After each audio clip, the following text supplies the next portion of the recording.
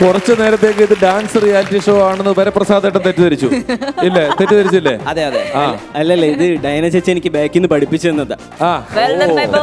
ഡയന ചേച്ചിയുടെ വരവുണ്ട് അതിനകത്ത്. അല്ല, കഴിഞ്ഞ എപ്പിസോഡിൽ പറഞ്ഞായിരുന്നു കൊറിയോഗ്രാഫിക്ക് പൊക്കിയോടെ ഡയന ചേച്ചി. അപ്പൊ ഡയന ചേച്ചി എനിക്ക് പറഞ്ഞു തന്നു കുറച്ച്.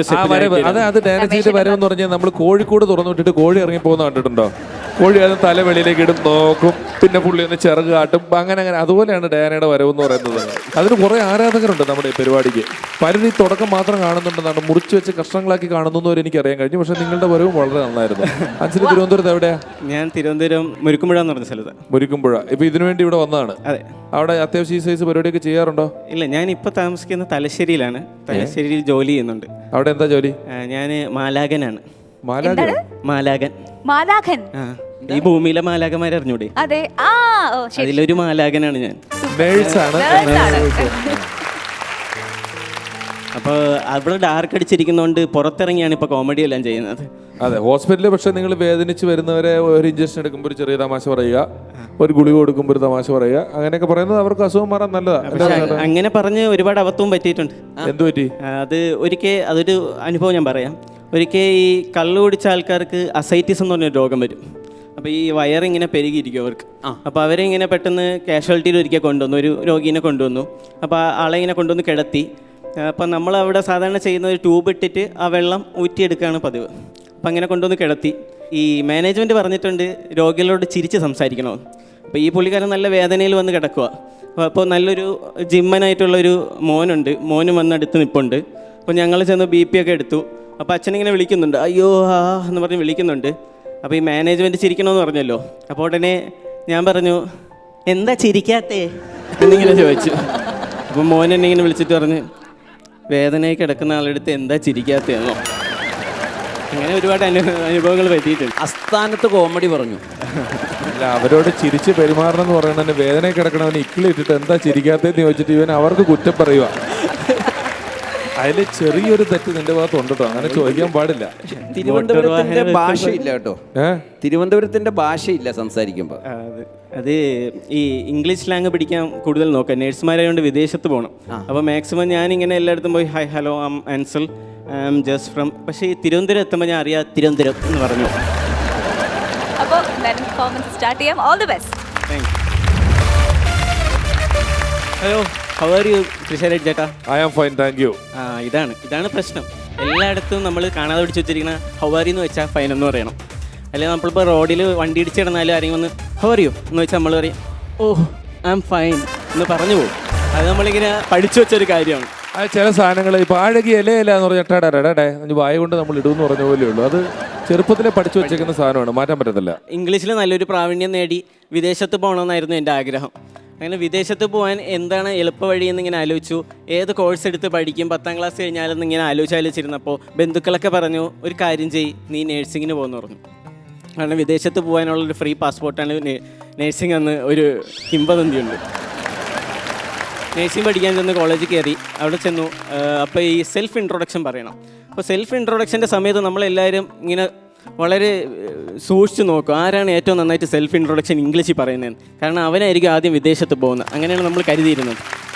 അപ്പോൾ ഞങ്ങൾ അത്യാവശ്യം നന്നായിട്ട് സെൽഫ് ഇൻട്രൊഡക്ഷൻ പറഞ്ഞാൽ ഞാനായിരുന്നു. അപ്പോൾ അത്യാവശ്യം കടുക് വറുത്തതുപോലെ ഇംഗ്ലീഷ് പറഞ്ഞത് കൊണ്ട് എന്നെ ഒരു കൂട്ടുകാരൻ ഓടി വന്ന് എന്നെ കെട്ടിപ്പിടിച്ചിട്ട് പറഞ്ഞു, അളിയാ നീ എന്നെയും കൂടെ ഇംഗ്ലീഷ് പഠിപ്പിക്കണം, ഞാൻ മലയാളം മീഡിയത്തിലാണ് പഠിച്ചത്.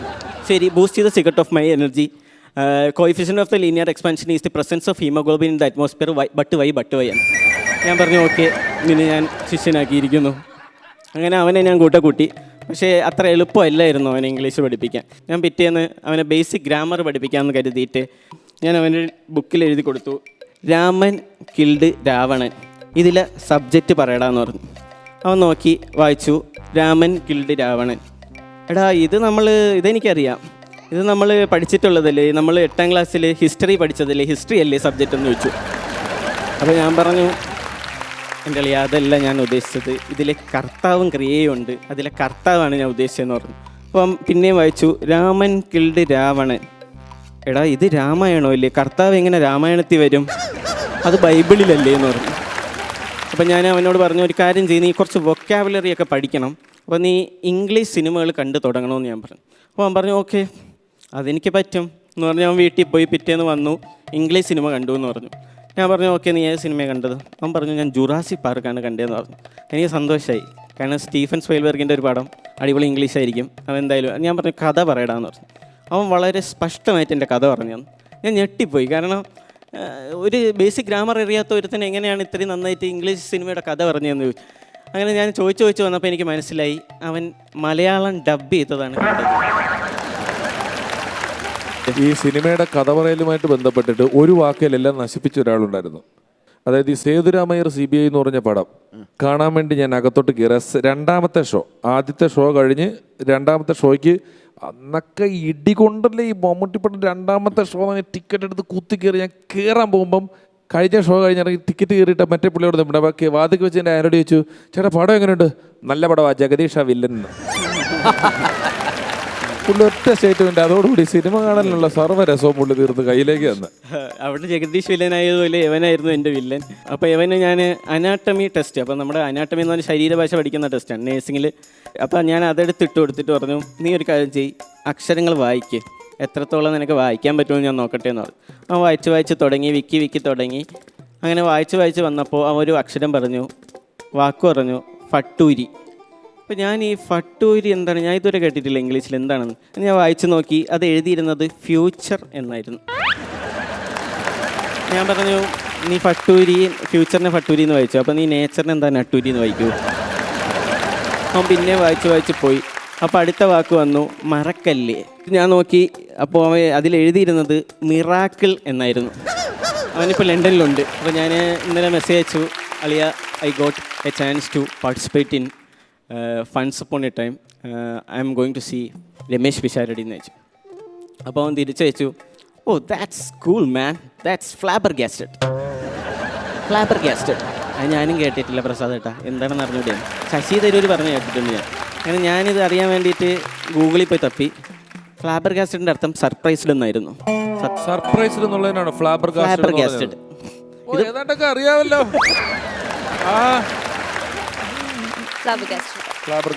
അങ്ങനെ ഫ്ലാബർഗാസ്റ്റഡ് ആയിപ്പോയി. സത്യം പറഞ്ഞാൽ ഞാനാണ് ഫ്ലാബർഗാസ്റ്റഡ് ആയിപ്പോയത്. ഞാൻ തിരിച്ചു, oh you are speaking good English man, how is possible എന്ന് ചോദിച്ചു. അപ്പം പറഞ്ഞു, ഇറ്റ്സ് ജസ്റ്റ് ഫ്ലോക്സിനോക്സി നിഹിലിഫിലിഫിക്കേഷൻ. അത് ഞാൻ ഗൂഗിളിൽ നോക്കാൻ പോയില്ല, കാരണം എനിക്ക് അത് താങ്ങാനുള്ള ശേഷിയില്ല, എന്നാൽ ഞാൻ നോക്കിയില്ല. ഞങ്ങൾ പഞ്ചവർണ്ണത്തത്ത എന്ന് പറഞ്ഞ പടം ഡയറക്റ്റ് ചെയ്യുന്ന സമയത്ത് അതിലൊരു കോമഡിക്ക് വേണ്ടിയിട്ട് അഡ്വക്കേറ്റ് എന്തോ ആണ് സലീമേട്ടൻ്റെ പേര്. അപ്പോൾ അഡ്വക്കേറ്റ് എന്നുള്ളതിന് പകരം ഇയാൾ അസ്വ എന്നെഴുതിക്കൊണ്ട്, ഇതിൽ ഡാ തിരിച്ചിട്ടതാണല്ലോ, ഡായും സായും തമ്മിൽ തിരിച്ചിടാൻ പറ്റില്ല. അങ്ങനെ അസ്വ എന്നെഴുതിയിട്ട് 2 കുത്തിട്ടുണ്ട് വന്നിട്ട് 1000 ഫ്ലക്സ് അടിച്ചു എന്നൊരു തമാശ പ്ലാൻ ചെയ്തു. എന്നിട്ട് എന്താണെന്ന് വെച്ച് കഴിഞ്ഞാൽ ഇയാൾ സലീമേട്ടൻ ഇതെടുത്തിട്ട് പറയടോ ഇത് ഇങ്ങനെയല്ല വെക്കണ്ടേ, ഇത് തിരിച്ചു വെക്കാൻ പറയുമ്പോൾ ഇയാൾ ഇങ്ങനെ തിരിച്ചു വെക്കുമ്പോൾ അത് ഇട്ടാന്നുള്ള അക്ഷരമാവും, അട്വ എന്നാവും. അപ്പോഴും 2000 അങ്ങനെ അങ്ങനെ ഒരു സാധനം ചെയ്യാൻ വേണ്ടി ഇതിൻ്റെ ഫസ്റ്റ് ഫ്ലക്സ് പ്രിൻ്റ് അടിച്ചുകൊണ്ട് വന്ന് ഈ സാധനം അവിടെ നമ്മൾ തമാശയ്ക്ക് വേണ്ടി ചെയ്ത് വെച്ചുകൊണ്ടിരിക്കുമ്പോൾ തന്നെ ലൊക്കേഷൻ കാണാൻ വന്ന ഒരാൾ, ഹലോ രമേഷ് ഒന്ന് വരണം എന്നൊക്കെ കുറേ പേര് എൻ്റെ അടുത്ത് വന്നിട്ടേ, നിങ്ങൾ ആദ്യമായിട്ടൊരു പടമൊക്കെ ചെയ്യല്ലേ, അതെ നിങ്ങൾ ചെറിയ കാര്യങ്ങളിലൊക്കെ നിങ്ങൾ ശ്രദ്ധിക്കേണ്ടതായിട്ടുണ്ട്. ഞാൻ ചോദിച്ചു എന്താ, ഇവിടെ ആരും ശ്രദ്ധിച്ചിട്ടില്ല, അഡ്വ എന്നുള്ളതിന് കണ്ടോ നിങ്ങൾ അസ്വ എന്നാണ് എഴുതി വെച്ചിരിക്കുന്നതെന്ന് പറഞ്ഞ് സീരിയസ് ആയിട്ട് പറഞ്ഞിട്ട് പോയി. പുള്ളിക്കത് തമാശ എന്ന് പോലും മനസ്സിലാവുന്നില്ല. അപ്പം അതേപോലെ തന്നെ എവൻ്റെയും പ്രശ്നം. അപ്പോൾ എവൻ ഇങ്ങനെ അയച്ചു, ഞാൻ ഞെട്ടിപ്പോയി. ഞാൻ തിരിച്ചയച്ചു, man you got a good ഫട്ടൂരി, let the god show some മറക്കല്ലേ.